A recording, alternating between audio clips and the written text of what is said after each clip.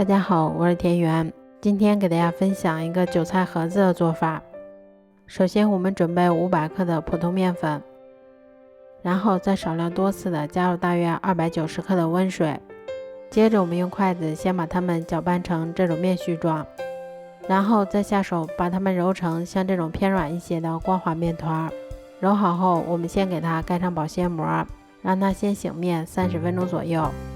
醒面的时间，我们把清洗干净的300克韭菜先给它切碎。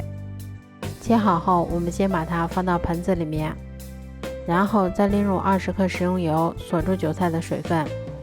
接着我们用筷子先把它们充分搅拌均匀。搅匀后，我们先加入一把提前切碎的粉丝，然后再加入3个炒好的鸡蛋碎。接着我们先加入1勺盐、1勺五香粉、1勺花椒粉，然后再加入适量的蚝油，最后我们再淋入适量的芝麻香油，然后用筷子把它们充分搅拌均匀就可以啦。面团醒好后，我们先把它搓成长条，然后再用刀把它切成大小均匀的小剂子。我们取一个小剂子先给它揉圆，然后再把它按扁一些。接着我们先把它擀成厚度约3毫米的长方形饼皮。擀好后，我们先铺上一层馅料，然后我们再像这样先把它从两边往中间折叠一下，然后再把两头给它轻轻的捏严，像这样我们的生胚就做好啦。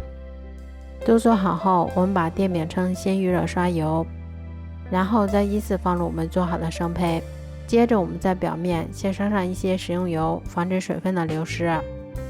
全程用中大火烙，中间给它们勤翻动一下，确保受热均匀。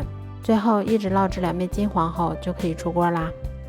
这样做出的韭菜盒子吃起来非常的营养美味，而且做法也非常的简单快速。